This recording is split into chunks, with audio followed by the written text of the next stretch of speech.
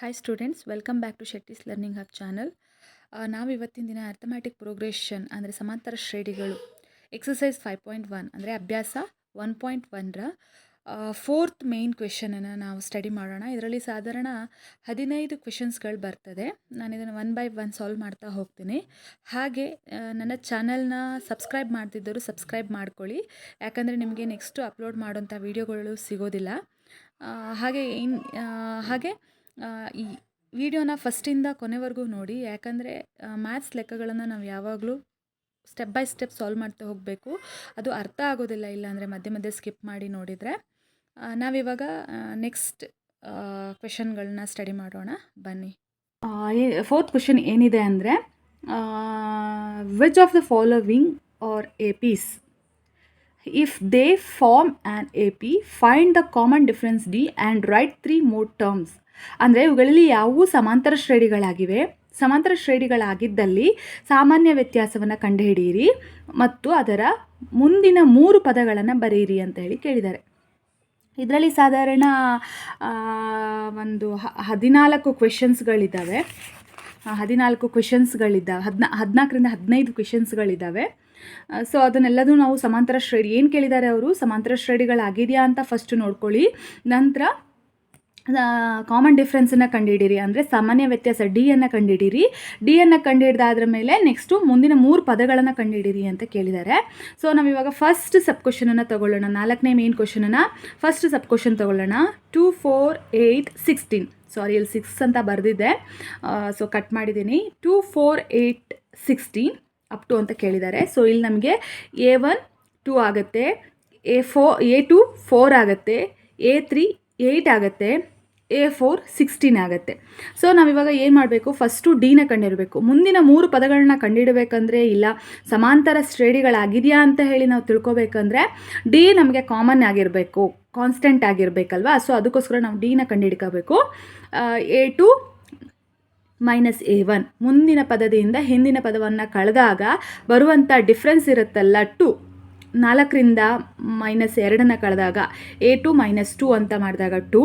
Next A3 same thing, ಸೆಕೆಂಡನ್ನು ಮಾಡೋಣ. A3 - A2, 8 - 4 = 4.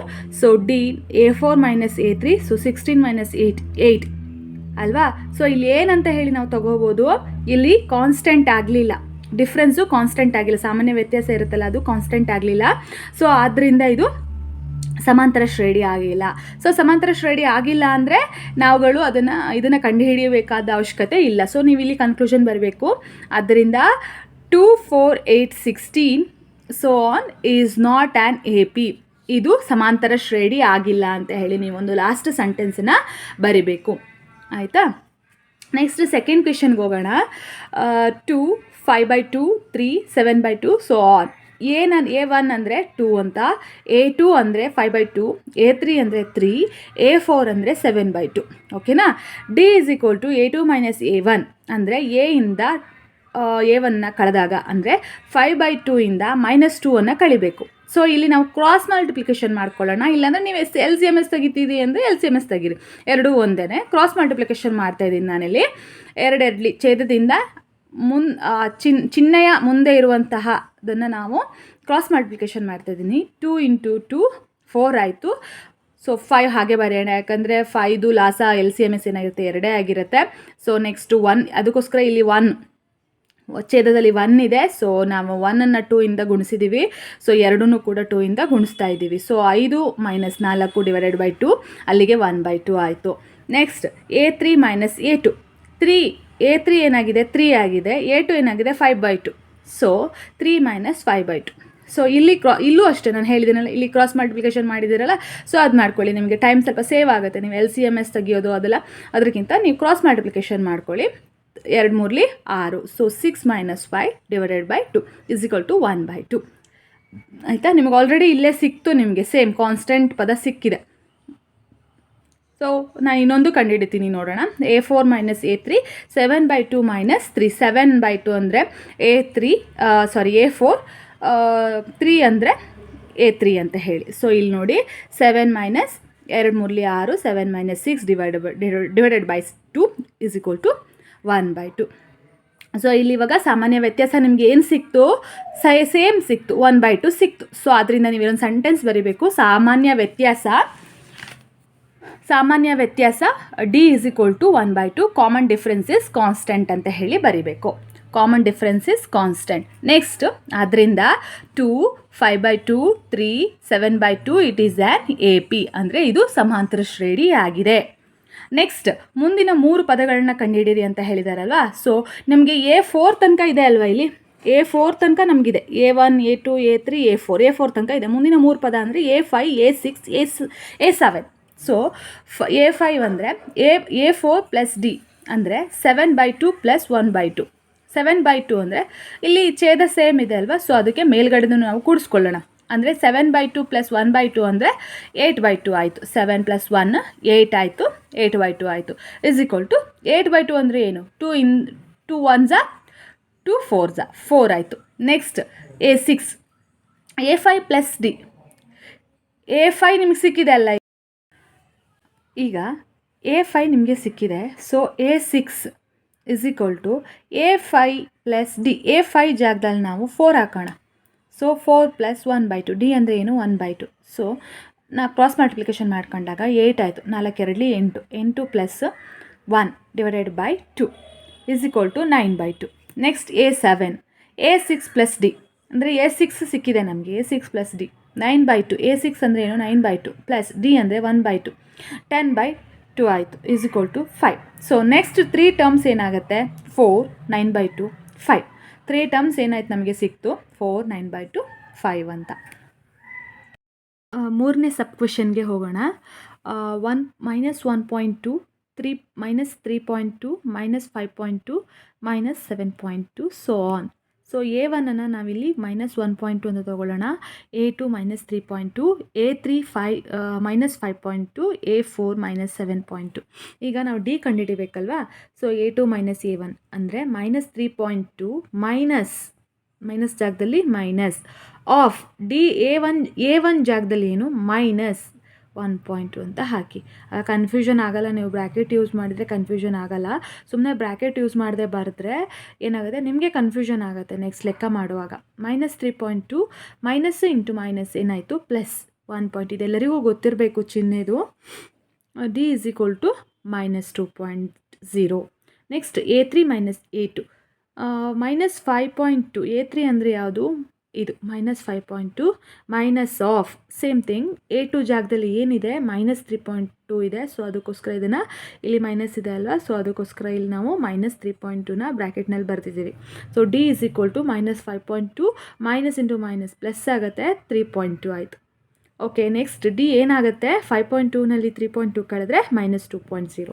So next same thing A4 - A3 ಕೂಡ ಅದೇ ಥರನೇ ಬರೆಯೋಣ.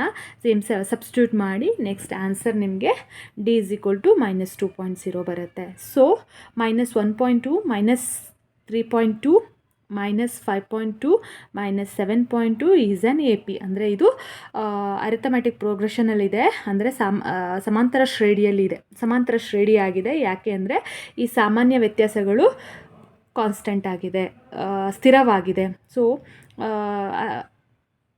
ನೆಕ್ಸ್ಟ್ ಸಮನಾಗಿದೆ ಅಂತ ಹೇಳಿದಾಗ ನಾವೀಗ ನೆಕ್ಸ್ಟ್ 3 ಟರ್ಮ್ನ ಕಂಡುಹಿಡಿಲಿಕ್ಕಾಗತ್ತೆ. ಸೊ A5 ನಮಗೆ A4 ತನಕ ಕೊಟ್ಟಿದ್ದಾರೆ. ಸೊ A5ಇಂದ ಕಂಡುಹಿಡಿಯೋಣ 3 ಟರ್ಮ್ನ, A5, A6, A7.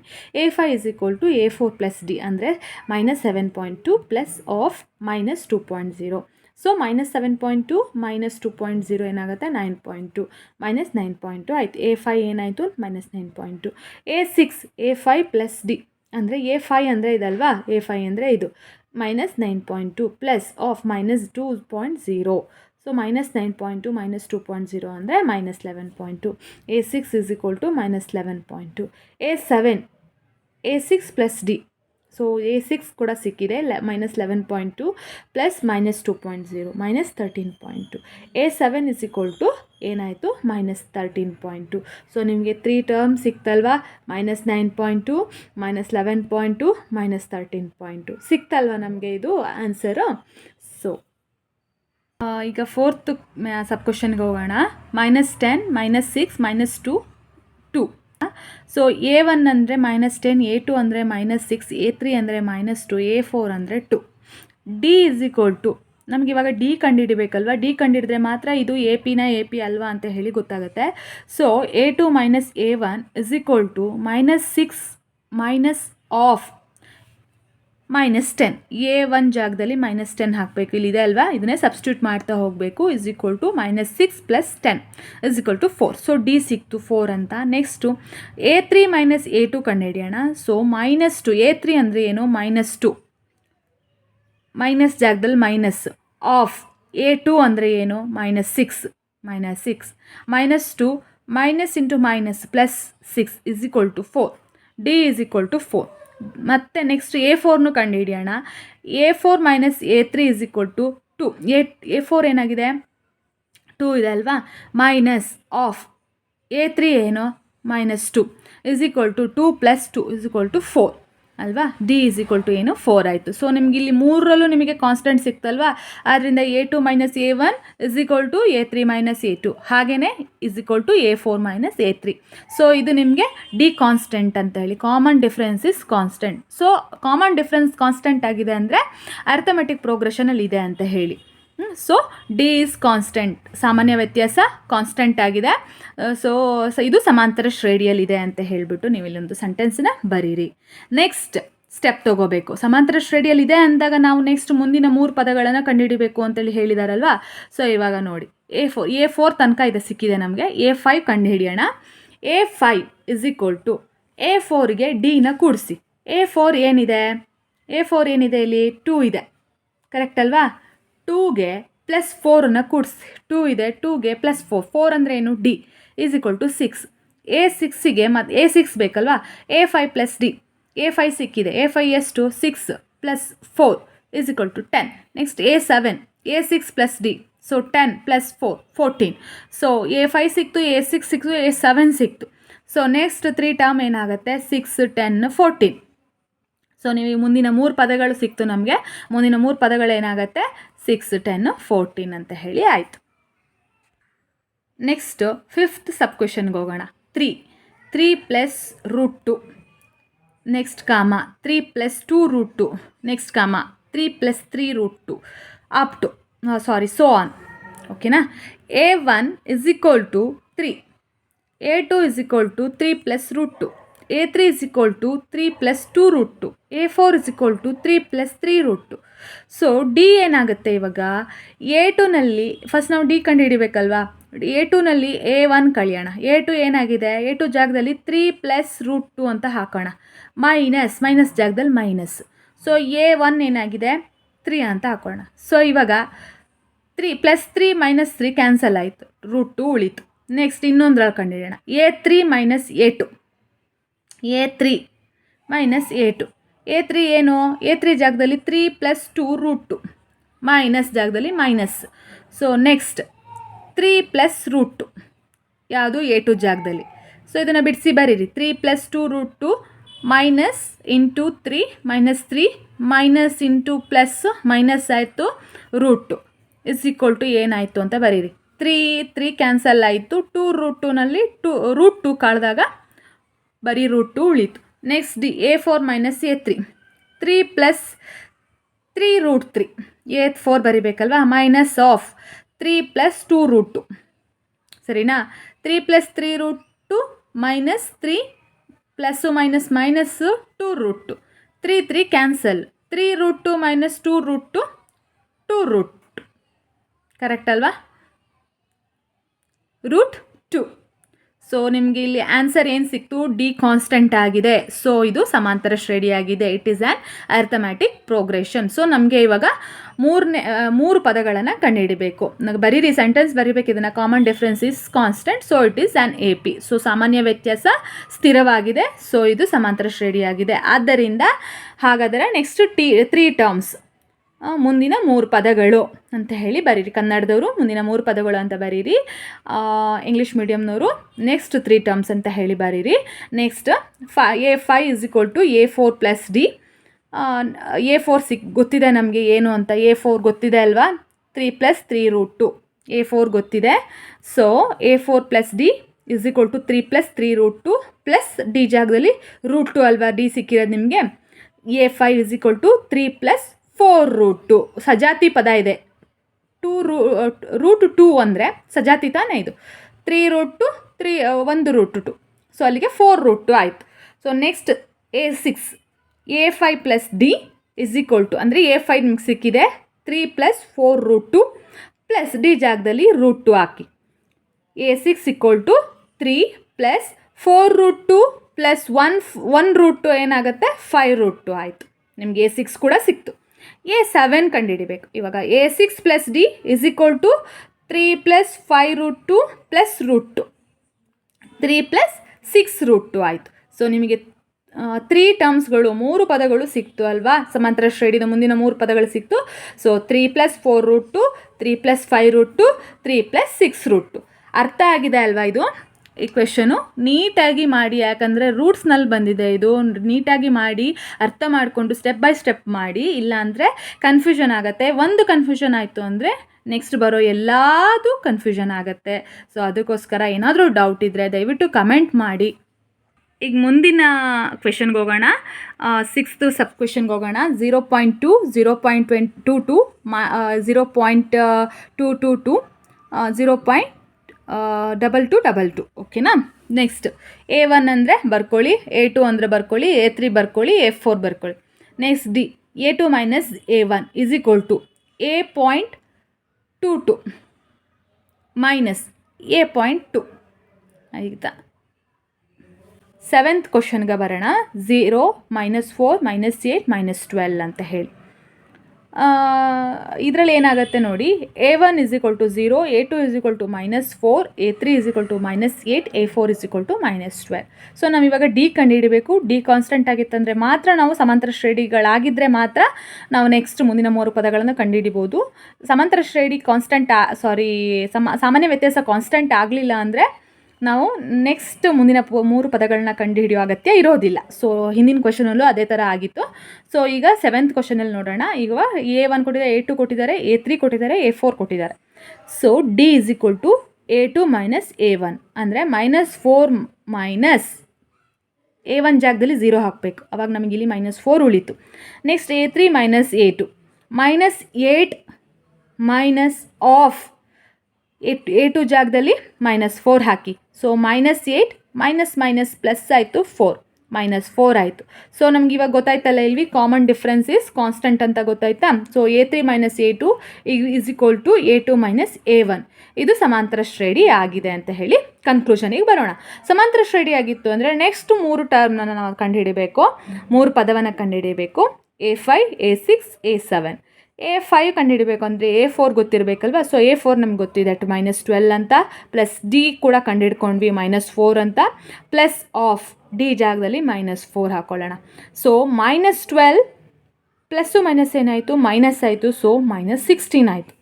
So A6 ಕಂಡುಹಿಡಿಯೋಣ.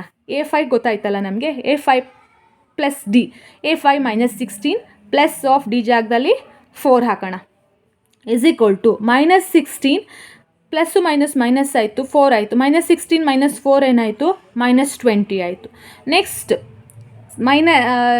A7 ತಗೊಳ್ಳೋಣ. A6 ಪ್ಲಸ್ ಡಿ -20 ಇಲ್ಲಿ ತಗೊಂಡಿದ್ದೀವಲ್ವ, -20 ಪ್ಲಸ್ ಆರ್ -4 ಅಂತ ತಗೊಳ್ಳೋಣ. ಸೊ -24 ಆಯಿತು. ಸೊ ನಮಗೆ ಮುಂದಿನ ಪದ ಸಿಕ್ತು ಅಲ್ವಾ, ನೋಡಿ ಇಲ್ಲಿ. ಸೊ ನೀವು ಬರೀರಿ. A5 ಏನಾಯಿತು ಮುಂದಿನ 3 ಪದಗಳು, ನೆಕ್ಸ್ಟ್ 3 ಟರ್ಮ್ಸ್ -16 -20 -24. ಅರ್ಥ ಆಯ್ತಲ್ವಾ. ನೆಕ್ಸ್ಟ್ 8th ಸಬ್ ಕ್ವಶನ್ಗೆ ಹೋಗೋಣ. -1/2 -1/2 -1/2 -1/2. ಸೊ A1 -1/2 ಆಗುತ್ತೆ, A2 -1/2 ಆಗುತ್ತೆ, A3 -1/2 ಆಗುತ್ತೆ, A4 ಕೂಡ -1/2 ಆಗುತ್ತೆ. So D is equal to A2 - A1 is equal to -1/2 minus of A1 ಜಾಗದಲ್ಲಿ ಮತ್ತೆ -1/2. So -1/2 plus 1/2 is equal to 0 ಆಯಿತು. ಸೊ ಇದು ಕೂಡ A3 ಮಾಡಿದಾಗ A3 - A2 ಮಾಡಿದಾಗಲೂ ಹಾಗೆ ಆಗುತ್ತೆ. A4 - A3 ಮಾಡಿದಾಗಲೂ 0ನೇ ಸಿಗುತ್ತೆ. ಸೊ ನಿಮ್ಗೆ ಇಲ್ಲಿ ಸಾಮಾನ್ಯ ವ್ಯತ್ಯಾಸ ಏನಾಗುತ್ತೆ 0 ಆಗುತ್ತೆ. ಸೊ ಕಾನ್ಸ್ಟೆಂಟ್ ಆಗಿದೆ. 0 ಆಯಿತು ಅನ್ನೋಕ್ಕೂ ಇದು ಸಮಾಂತರ ಶ್ರೇಣಿ ಅಲ್ಲ ಅಂತ ಅನ್ಕೋಬಾರ್ದು. ಇದು ಯಾವುದ್ರಲ್ಲಿ ಬರುತ್ತೆ, ಮೈನಸ್ ಕೂಡ ಬರ್ಬೋದು. ಸಾಮಾನ್ಯ ವ್ಯತ್ಯಾಸ ನಿಮಗೆ ಹೇಳಿದೆ, ನಾನು ಫಸ್ಟ್ ಕ್ಲಾಸಲ್ಲಿ ಹೇಳಿದ್ದೆ. ಸಾಮಾನ್ಯ ವ್ಯತ್ಯಾಸ ನಿಮಗೆ 0ನಾದರೂ ಬರ್ಬೋದು, ಪಾಸಿಟಿವ್ ಟರ್ಮಲ್ಲಾದರೂ ಬರ್ಬೋದು, ನೆಗೆಟಿವ್ ಟರ್ಮಲ್ಲಾದರೂ ಬರ್ಬೋದು. ಓಕೆನಾ. ಸೊ ಸೊ ಇದು ಸಮಾಂತರ ಶ್ರೇಣಿ ಆಗಿದೆ. ಹಾಗಾದರೆ ನೆಕ್ಸ್ಟ್ 3 ಟರ್ಮ್ ಕಂಡುಹಿಡಿಯಿರಿ ಅಂತ ಕೇಳಿದ್ದಾರೆ. ಸೊ A4 ಗೊತ್ತಿದೆ ಅಲ್ವಾ, A4 + D ಏನಾಗುತ್ತೆ, A5 = A4 + D ಏನಾಯಿತು, -12 + 0. ಡಿ ಎಗೂ 0 ಅಲ್ವಾ, 0ದಿಂದ ಎಂತನ್ನು ಕೂಡಿಸಿದ್ರೂ ನೀವು ಅದೇ ಸಂಖ್ಯೆನೇ ಬರುತ್ತೆ, -12 ಅಂತ ಬಂತು. A6 = A5 + D ಅಂದರೆ -12 + 0 -1/2. ಸೊ A7 ಅಂದರೆ A6 + D -1/2 + 0 = -1/2. ಸೊ ಇವಾಗ ನಮಗೆ ಮುಂದಿನ 3 ಟರ್ಮ್ಗಳು, ಅದನ್ನು ನೀವು ಕನ್ಕ್ಲೂಷನ್ ಬರಿಬೇಕು. ನೆಕ್ಸ್ಟ್ ಕ್ವೆಶನ್ಗೆ ಹೋಗೋಣ. ಎಷ್ಟನೇ ಕ್ವೆಶನ್ ಇದು, 9ನೇ ಸಬ್ ಕ್ವೆಶನ್ನು. 1, 3, 9, 27 so on. A1 ಅಂದರೆ 1, A2 ಅಂದರೆ 3, A3 ಅಂದರೆ 9, A4 ಅಂದರೆ 27. D = A2 - A1. D ಕಂಡುಹಿಡಿಬೇಕಲ್ವಾ, A2 - A1 ಅಂದರೆ 3 - 1 = 2. ಮತ್ತು A3 - A2 ಅಂದರೆ 9 - 3 6 ಆಯಿತು. A4 - A2 ಅಂದರೆ 27 - 9 18 ಆಯಿತು. ಸೊ ಇವಾಗ ನಿಮಗೆ ಇಲ್ಲಿ ಸೇಮ್ ಇದೆಯಾ, ಇಲ್ಲ ಅಲ್ವಾ, ಕಾನ್ಸ್ಟೆಂಟ್ ಆಗಿಲ್ಲ ಅಲ್ವಾ, ಸಾಮಾನ್ಯ ವ್ಯತ್ಯಾಸ ನಿಮಗೆ ಕಾನ್ಸ್ಟೆಂಟ್ ಆಗಿಲ್ಲ. ಸೊ ಅದನ್ನು ಬರೀರಿ. A2 - A1 not equal to A3 - A2. So ಇದು common difference is not constant. ಸಾಮಾನ್ಯ ವ್ಯತ್ಯಾಸ ಸಮನಾಗಿಲ್ಲ, so it is not arithmetic progression. So ಆದ್ದರಿಂದ ಇದು ಸಮಾಂತರ ಶ್ರೇಣಿ ಆಗಿಲ್ಲ. ಸೊ ಸಮಾಂತರ ಶ್ರೇಣಿ ಆಗಿಲ್ಲ ಅಂದಾಗ ನೆಕ್ಸ್ಟ್ ನೀವು ಮುಂದಿನ 3 ಪದಗಳನ್ನು ಕಂಡುಹಿಡಿಯೋ ಅವಶ್ಯಕತೆ ಇರೋದಿಲ್ಲ. ಸೊ ಇವಾಗ ನಾವು next 10th sub question. A 2A 3A 4A. So A1ನ A ಅಂತ ಹೇಳ್ಕೊಳ್ಳೋಣ, A2ನ 2A, A3 3A, A4 4A. D = A2 - A1 = 2A - A ಆಯಿತು. A3 - A2 3A - 2A ಅಂದರೆ A ಆಯಿತು. A4 = A3 4A - 3A A ಆಯಿತು. ಸಾರಿ, ನಾನಲ್ಲಿ not equal to ಅಂತ ಬರೆದಿದ್ದೆ, confuse ಆಗಬೇಡಿ. So ಇದು ಈಕ್ವಲ್ ಟು A2 - A1 ಆಗಿರುತ್ತೆ. So A2 - A1 = A3 - A2 ಸಮನಾಗಿದೆ. ಅದು ಕಾಮನ್ ಡಿಫ್ರೆನ್ಸ್ ಏನಾಗಿದೆ, ಕಾನ್ಸ್ಟೆಂಟ್ ಆಗಿದೆ. ಸೊ ಸಾಮಾನ್ಯ ವ್ಯತ್ಯಾಸ ಸಮನಾಗಿದೆ, ಆದ್ದರಿಂದ ಇದು ಸಮಾಂತರ ಶ್ರೇಣಿ ಆಗಿದೆ ಅಂತ ಹೇಳಿ ಕನ್ಕ್ಲೂಷನ್ಗೆ ಬನ್ನಿ. ನೆಕ್ಸ್ಟ್ ಸಮಾಂತರ ಶ್ರೇಣಿ ಆಗಿದೆ ಅಂದಾಗ ನಾವು ನೆಕ್ಸ್ಟ್ 3 ಟರ್ಮ್ಸನ್ನು ಕಂಡುಹಿಡಿತೀವಿ. A5 ಅಂದರೆ A4 + D ಅಂದರೆ 4A + A. A4 4A ಅಲ್ವಾ, plus A 4A + A 5A ಆಯಿತು. A6 ಅಂದರೆ 4A + D A5 ಜಾಗದಲ್ಲಿ ನಾವು 5A ಹಾಕಬೇಕು, ಪ್ಲಸ್ A ಅಂದರೆ 6A ಆಯಿತು. Next A7 = A6 + D 6A + A ಆಯಿತು. A6 ಜಾಗದಲ್ಲಿ 6A ಹಾಕಬೇಕು, ಪ್ಲಸ್ A = 7A. ಸೊ ನಿಮ್ಗೆ ಇವಾಗ 3 ಪದಗಳು ಸಿಕ್ತು, 5A 6A 7A. ನೆಕ್ಸ್ಟ್ ಕ್ವೆಶನ್ಗೆ ಹೋಗೋಣ. 11th question. A square A3 A⁻³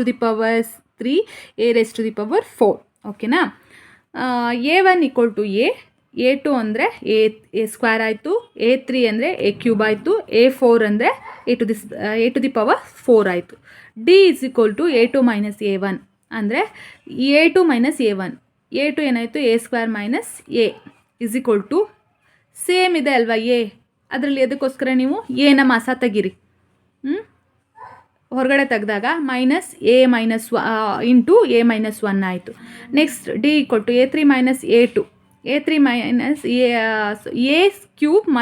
A³ so A³ ಮತ್ತು A² ಚಿಕ್ಕದು ಯಾವುದಿದೆ, A2 ಇದೆ ಅಲ್ವಾ, A² ಇದೆ ಅಲ್ವಾ, A² ತೆಗೀರಿ ಹೊರಗಡೆ. ಸೊ A - 1 ಇವೆರಡು ನಿಮಗೆ ಸಮ ಅನಿಸ್ತಾ, ಇಲ್ಲಿ A ಇಂಟು A - 1 ಇದೆ, ಇದು A² ಇಂಟು A - 1 ಇದೆ. ಸೊ D ಇಲ್ಲಿ ಸಮ ಆಗಲಿಲ್ಲ. ಸೊ ಅದಕ್ಕೋಸ್ಕರ ಬರೀರಿ A3 - A2 not equal to A2 - A1 ಅಂತ ಹೇಳಿ ಬರೀರಿ. ಇದು ಸಮನಾಗಿಲ್ಲ, common difference is not same. So it is not arithmetic progression. ಸಾಮಾನ್ಯ ವ್ಯತ್ಯಾಸ ಸಮನಾಗಿಲ್ಲ, ಆದ್ದರಿಂದ ಇದು ಸಮಾಂತರ ಶ್ರೇಣಿ ಆಗಿರೋದಿಲ್ಲ. ಮುಂದಿನ 3 ಪದಗಳು ಕಂಡುಹಿಡಿಯುವ ಅವಶ್ಯಕತೆ ಇರೋದಿಲ್ಲ. ನೆಕ್ಸ್ಟ್ 12th ಕ್ವೆಶನ್ ಕಂಡುಹಿಡಿಯೋಣ. √2 √8 √18 √32. ಓಕೆನಾ. ಸೊ A1 √2 ಅಂತ ಬರ್ಕೊಳ್ಳಿ, A2 √8, A3 √18, A4 √32. So A2 - A1 ಏನಾಗುತ್ತೆ, √8 - √2. Root 8 minus root 2. ರೂಟ್ 8 ಅಂದರೆ 4 into 2 minus root 2. So root 2 4ದು ರೂಟ್ 2 ಏನಾಗುತ್ತೆ, ರೂಟ್ 4 ಏನಾಗುತ್ತೆ 2 ಆಗುತ್ತಲ್ವ, ವರ್ಗಮೂಲ 2 ಆಯಿತು.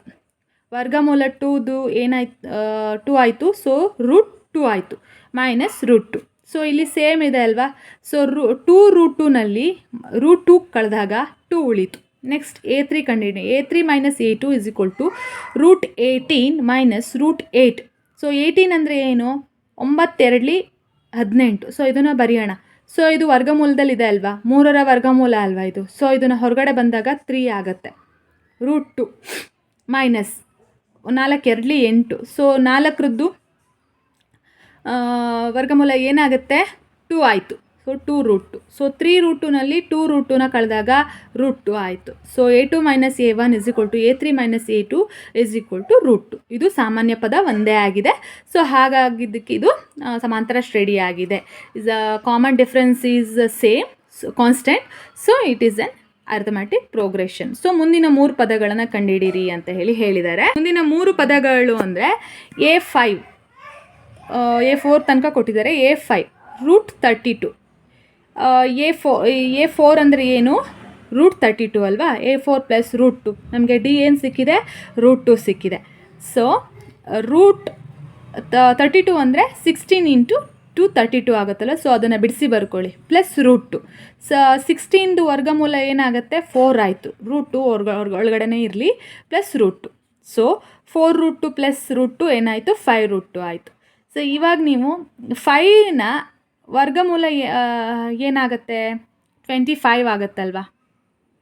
5 ಒಳಗಡೆ ಹೋದಾಗ 25 ಆಗುತ್ತಲ್ವ. ಸೊ ಅದನ್ನು ಬರೀರಿ, ಯಾಕಂದರೆ ನೀವು ಇಲ್ಲಿ ರೂಟಲ್ಲೇ ಬರಿಬೇಕಾಗತ್ತಲ್ವ ಮುಂದಿನ 3 ಪದನ. ಸೊ ಅದಕ್ಕೋಸ್ಕರ ನಾನು ಇದನ್ನು ಒಳಗಡೆ ತಗೊಂಡೆ. 25 ಆಯಿತು. 5 ಇಂಟು 5 ಒಳಗಡೆ ಹೋದಾಗ ವರ್ಗಮೂಲಕ್ಕೆ ಹೋದಾಗ 25 ಆಗುತ್ತೆ ಇಂಟು 2. ಸೊ ಇದು ಇವಾಗ 25 ಇಂಟು 2 ಏನಾಯಿತು 50 ಆಯಿತು. ಅರ್ಥ ಆಯ್ತಲ್ವಾ. Next A16 is equal to A5 plus D. A5 ನಮಗೆ ರೂಟ್ 50 ಸಿಕ್ಕಿದೆ. Root 50 plus root 2. 50 ಅಂದರೆ 25 ಇಂಟು 2 ಪ್ಲಸ್ ರೂಟ್ 2. 25 ಅಂದರೆ ಏನು, ಹೊರಗಡೆ ಹೋಗುತ್ತೆ. Root 2 plus root 2. ಇದು ಯಾಕೆ ನಾವು ಇವಾಗ ಬಿಡಿಸಿ ಬರ್ಕೊಂಡೆ ಅಂದರೆ ನಮಗಿಲ್ಲಿ ಕಳಿಯೋಕ್ಕೆ ಕೂಡೋಕ್ಕೆ ಎಲ್ಲ ಸಜಾತಿ ಇದ್ದರೆ ಅನುಕೂಲ ಆಗುತ್ತೆ ಅಂದ್ಕೊಂಡು ನಾನು ಬಿಡಿಸಿ ಬರ್ಕೊಂಡಿರೋದು. ಆಮೇಲೆ ನಾನು ಒಳಗಡೆ ತಗೊಳ್ತೀನಿ ನೀಟಾಗಿ. 5 ರೂಟ್ 2 ಪ್ಲಸ್ ರೂಟ್ 2. ಸೊ ಆವಾಗ 6 ರೂಟ್ 2 ಆಯಿತು. 6 ಅಂದರೆ ಏನು, 6ರಲ್ಲಿ 36. ಸೊ 36 ಆಗುತ್ತೆ. ಒಳಗಡೆ ಹೋದಾಗ ಇದು 36 ಆಗುತ್ತೆ. ಇದೇ ಹೊರಗಡೆ ಬರುವಾಗ 6 ಆಗುತ್ತಲ್ವ, ಎರಡು ಸೇಮ್. So into 2. ಸೊ ಆವಾಗ 36 ಇಂಟು 2 ಏನಾಯಿತು 72 ಆಯಿತು. ರೂಟ್ 72. ಸೊ A6 ನಮಗೆ ಸಿಕ್ತು ಏನು, ರೂಟ್ 72. ನೆಕ್ಸ್ಟ್ A7 ಕಂಡುಹಿಡಿಬೇಕು. A6 plus D. A6 ಏನಾಗಿದೆ 72 ಪ್ಲಸ್ ರೂಟ್ 2. 72 ಅಂದರೆ ಏನು 36 ಇಂಟು 2. ಸೊ 36 ಹೊರಗಡೆ ಬಂದಾಗ 6 ಆಗುತ್ತೆ. 6 ರೂಟ್ 2 ಪ್ಲಸ್ ರೂಟ್ 2 ಏನಾಯಿತು 7 ರೂಟ್ 2. 6 ರೂಟ್ 2 ಪ್ಲಸ್ ರೂಟ್ 2 ಏನಾಯಿತು 7 ರೂಟ್ 2. ಈ 7 ಒಳಗಡೆ ಹೋದಾಗ ಏನಾಗುತ್ತೆ 49 ಆಯಿತು. 49 ಹೊರಗಡೆ ಹೋದಾಗ 7 ಆಗುತ್ತಲ್ವಾ. ಸೊ ವರ್ಗಮೂಲ ನಿಮಗೆ ಗೊತ್ತಿರಬೇಕು. 49 ಇಂಟು 2 ಆಯಿತು. 49 ಇಂಟು 2 ಏನಾಗುತ್ತೆ 9 ರೂಟ್ 98 ಆಯಿತು. ಸೊ A7 ಏನಾಯಿತು ರೂಟ್ 98. ಸೊ ಇದು ನೀವು ವರ್ಗಮೂಲದಲ್ಲೇ ನೀವು ಬರೆಯೋದ್ರಿಂದ ನಾನು ಇದನ್ನು ಬಿಡಿಸಿ ಬರೆಯೋದನ್ನು ನಾನು ಒಟ್ಟಾಗಿ ಬರಿತಾ ಇದ್ದೀನಿ. ಮುಂದಿನ 3 ಪದಗಳು ರೂಟ್ 50, ರೂಟ್ 72, ರೂಟ್ 98. ಅರ್ಥ ಆಗಿದೆ ಅಲ್ಲ. ನೀಟಾಗಿ ಸ್ಟೆಪ್ ಬೈ ಸ್ಟೆಪ್ ನೋಡಿ, ಇಲ್ಲಾಂದರೆ ಅರ್ಥ ಆಗಲ್ಲ. ನೆಕ್ಸ್ಟ್ ಕ್ವೆಶನ್ 13 ಕ್ವೆಶನ್ಗೆ ಹೋಗೋಣ. Root 3, root 6, root 9, root 12. So A1ನ ರೂಟ್ 3 ಅಂದ್ಕೊಳ್ಳೋಣ, A2ನ ರೂಟ್ 6 ಅಂದ್ಕೊಳ್ಳೋಣ, A3ನ ರೂಟ್ 9, A4ನ root 12. So D is equal to A2 minus A1. Root A2 ಅಂದರೆ root 6 minus root 3. So A3 minus A2 ಅಂದರೆ root 9 minus root 6 is equal to 3 minus root 6. Root 6 ಅಲ್ವಾ, correct ನೀವು substitute ಮಾಡಿ answer ನಿಮ್ಗೆ ಏನು ಬರುತ್ತೆ ನೋಡಿ. ಸೊ ಇಲ್ಲಿ ನೀವು D ಏನು ಬಂತು ರೂಟ್ 6 ಮೈನಸ್ ರೂಟ್ 3 ಬಂತು. ಇಲ್ಲಿ 3 9ದು ವರ್ಗಮೂಲ ಏನಾಗುತ್ತೆ 3 ಆಗುತ್ತೆ. ರೂಟ್ 6ದು ವರ್ಗಮೂಲ ಇಲ್ಲ. ಸೊ ಅದಕ್ಕೆ 3 ಮೈನಸ್ ರೂಟ್ 6 ಆಯಿತು. ಮತ್ತು A4 ಮೈನಸ್ A3ನ ತೊಗೊಳ್ಳೋಣ. Root 12 minus root 9. ರೂಟ್ 12 ಅಂದರೆ 4 ಇಂಟು 3 ಅಂತ ಮಾಡ್ಕೊಳ್ಳೋಣ. ಮೈನಸ್ ರೂಟ್ 9ದು 3 ಆಗುತ್ತೆ ವರ್ಗಮೂಲ. ಸೊ ಇದನ್ನು ಮತ್ತೆ ನಾವು ತಗೊಳ್ಳೋಣ. 4ದು ವರ್ಗಮೂಲ ಏನಾಗುತ್ತೆ 2 ಆಯಿತು. 3 √3 - 3. ನಿಮ್ಗೆ ಇಲ್ಲೂ ಸೇಮ್ ಬಂತಾ? ಇಲ್ಲ ಅಲ್ವಾ? ಡಿ ನಿಮಗೆ ಕಾನ್ಸ್ಟೆಂಟ್ ಬರಲಿಲ್ಲ. ಇಲ್ಲಿ √6 - √3, ಇಲ್ಲಿ 3 - √6 ಬಂತು, ಇಲ್ಲಿ 2 √3 - 3 ಅಂತ ಬಂತು. A3 - A2 ≠ A2 - A1. ಇದು ಸಮಾಂತರ ಶ್ರೇಣಿ ಆಗಿಲ್ಲ ಅಂತ ಕನ್ಕ್ಲೂಷನ್ಗೆ ಬರಬೇಕಾಗತ್ತೆ. ಯಾಕೆ ಅಂದರೆ ಸಾಮಾನ್ಯ ವ್ಯತ್ಯಾಸ ಸಮನಾಗಿಲ್ಲ, ಆದ್ದರಿಂದ 3 ಪದಗಳ ಕಂಡುಹಿಡಿಯೋ ಅವಶ್ಯಕತೆ ಇದಕ್ಕೆ ಇಲ್ಲ. ನೆಕ್ಸ್ಟ್ ಕ್ವೆಶನ್ಗೆ ಹೋಗೋಣ. 1 raised to the power 1, 3 raised to the power 2, 5 raised to the power 2, 7 raised to the power 2, so on. A1 ಅಂದರೆ 1, A2 ಅಂದರೆ 3 raised to 2, A3 ಅಂದರೆ 5 raised to 2, A4 ಅಂದರೆ 7 raised to 2. ಸೊ ಡಿ ಕಂಡುಹಿಡಿಯೋಣ. A2 - A1, 3 raised to 2 - 1, 3 ಅಂದರೆ 9 - 1, ಅಲ್ಲಿಗೆ 8 ಆಯಿತು. A3 - A2, A3 - A2, so A3 ಅಂದರೆ ಏನು 5 raised to 2, 3 raised to 2. So 5 raised to 2 ಅಂದರೆ 25, 3 raised to 2 ಅಂದರೆ 9, ಅಲ್ಲಿಗೆ 25 - 9 ಏನಾಗುತ್ತೆ 16 ಆಯಿತು.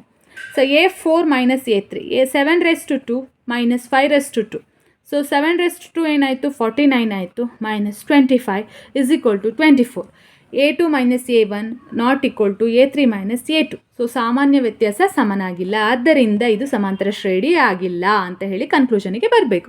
Common difference is not constant, so it is not an arithmetic progression. 3 ಪದಗಳನ್ನು ಕಂಡುಹಿಡಿಯೋ ಅವಶ್ಯಕತೆ ಇದಕ್ಕೆ ಇರೋದಿಲ್ಲ. Next last question, 15th question. 1 raised to 1, 5 raised to 2, 7 raised to 2, 73, so on. A1 ಅಂದರೆ 1 ಅಂತ ಹೇಳ್ಕೊಳ್ಳೋಣ, A2 ಅಂದರೆ 5 raised to 2, A3 ಅಂದರೆ 7 raised to 2, A4 ಅಂದರೆ 73. So A2 - A1 ಮಾಡೋಣ. A2 - A1, so 5 raised to 2 - 1 raised to 1. So 5 raised to 2 ಅಂದರೆ 25 - 1, 25ನಲ್ಲಿ 1 ಕಳೆದ್ರೆ 24 ಆಗುತ್ತೆ. A3 - A2, 7 raised to 2 - 5 raised to 2, 7 raised to 2 ಅಂದರೆ 49 - 25 = 24. So A4 - A3 = 73 - 7 raised to 73 - 49 ಎಲ್ಲೆಲ್ಲಿ 49 = 24 ಆಯಿತು. So ಅವಾಗ ನಾವೀಗೇನು ಕನ್ಕ್ಲೂಷನಿಗೆ ಬರಬೇಕು, D = A2 - A1 A3 - A2, D 24 constant ಆಗಿದೆ. So ಸಾಮಾನ್ಯ ವ್ಯತ್ಯಾಸ ಕಾನ್ಸ್ಟೆಂಟ್ ಆಗಿದೆ, ಸಮನಾಗಿದೆ, ಇದು ಸಮಾಂತರ ಶ್ರೇಣಿ ಆಗಿದೆ ಅಂತ ಹೇಳಿ ಬರ್ಕೋಬೇಕು conclusion. So common difference is constant, so it is an arithmetic progression. So next 3 terms, next 3 ಪದಗಳು. A4 ತನಕ ಕೊಟ್ಟಿದ್ದಾರೆ. A5 = A4 + D 73. A4 ಏನು 73 ಅಲ್ವಾ, 73 + 24, ಡಿ ಏನು 24, ಸೊ 97 ಆಯಿತು. ಲೆಕ್ಕಾಚಾರ ಮಾಡ್ಕೊಳ್ಳಿ ಇದನ್ನು. A6 ಏನಾಗುತ್ತೆ A5 + D, ಸೊ 97 + 24 121 ಆಯಿತು. A6 + D 121 + 24 = 145 ಆಯಿತು. ಸೊ ಇಲ್ಲಿ 3 ಪದಗಳು ನಮಗೆ ಸಿಕ್ತು, 97, 121, 145.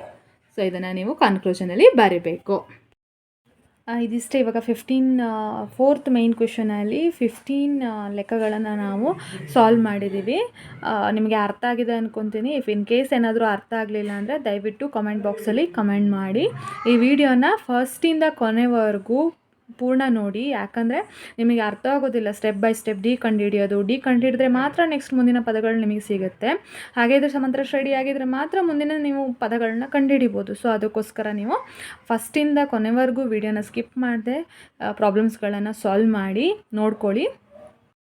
ನಿಮಗೆ ನನ್ನ ವಿಡಿಯೋ ಇಷ್ಟ ಆಗಿದ್ದರೆ ಲೈಕ್ ಮಾಡಿ, ಆದಷ್ಟು ಜನಕ್ಕೆ ಶೇರ್ ಮಾಡಿ, ಸ್ಟೂಡೆಂಟ್ಸ್ಗಳಿಗೆ ಹೋಗಲಿ. ಇನ್ ಕೇಸ್ ಏನಾದರೂ ಅರ್ಥ ಆಗಲಿಲ್ಲ ಅಂದರೆ ನನಗೆ ಕಮೆಂಟ್ ಬಾಕ್ಸಲ್ಲಿ ಕಮೆಂಟ್ ಮಾಡಿ. ಸೊ ಲೈಕ್ ಮಾಡಿ, ಶೇರ್ ಮಾಡಿ, ಸಬ್ಸ್ಕ್ರೈಬ್ ಮಾಡಿ. Thank you. ಮುಂದಿನ ವಿಡಿಯೋದಲ್ಲಿ ನಾನು ಎಕ್ಸಸೈಸ್ 5.2 ಅಂದರೆ ಅಭ್ಯಾಸ 1.2ದ ಲೆಕ್ಕಗಳನ್ನು ನಾನು ಸಾಲ್ವ್ ಮಾಡ್ತೇನೆ.